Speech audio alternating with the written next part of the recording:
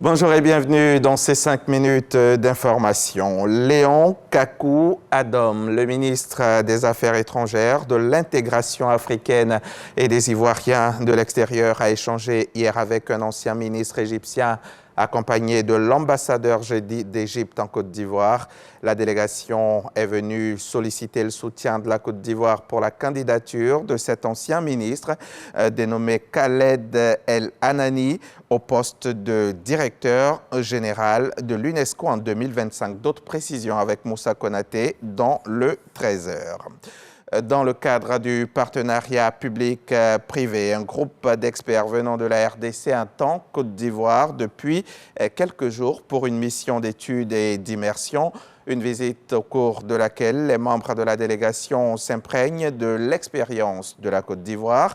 Ils ont participé récemment à une séance de travail avec le Comité national des partenariats public-privé. Le compte-rendu de Jean-Michel Kouadio et Léon Brokwame à suivre également dans le 13h. D'ici le 13h, on en vient au premier forum sur le capital investissement capital risque, forum qui s'est tenu cette semaine, ici même à Cocody, au Sofitel Abidjan, Hôtel Ivoire. Le capital investissement, il faut le savoir, c'est un placement avantageux pour l'économie du pays. L'objectif étant d'effectuer des investissements sur le long terme dans les PME. Juliette Ouya était à la cérémonie d'ouverture du forum.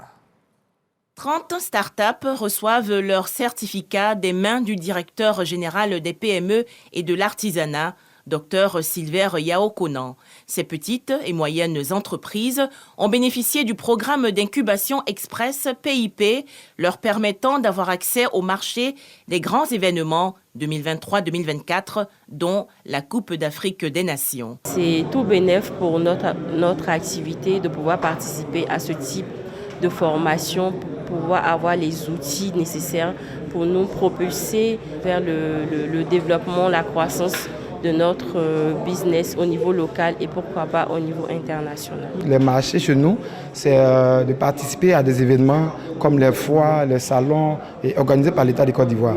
Et là, nous voulons dire aussi merci à cette direction qui nous a permis de couvrir la CAN et qui nous a rapporté un chiffre d'affaires de 15 millions. Au cours de ce programme, ces jeunes entrepreneurs ont pu développer leurs compétences, forger des partenariats stratégiques et positionner ainsi leur croissance future. Une initiative porteuse et inspirante à renouveler selon la Direction générale des PME et de l'artisanat. C'est un succès et c'est une opération à reconduire. Mais bien sûr, toutefois que nous continuons cet accompagnement. Le programme s'achève, mais l'accompagnement continuera avec les structures opérationnelles du ministère, notamment Côte d'Ivoire PME, également au niveau de l'OIP et de la Codinom pour la certification. Le programme d'incubation express PIP s'est tenu de décembre 2023 à mars 2024. Les 30 startups bénéficiaires exercent dans divers secteurs, dont la restauration, le tourisme, le transport et le digital. La référence syndicale des magistrats, REFSIMA, et l'Association malienne des procureurs et poursuivants, AMPP, deux organisations professionnelles et militantes, membres de la coalition d'opposition Appel du 20 février, ont déposé hier jeudi une requête auprès de la Cour constitutionnelle malienne, alors que la période de transition ouverte avec le coup d'État militaire d'août 2020 a officiellement pris fin mardi 26 mars. Les autorités maliennes de transition sont toujours en poste.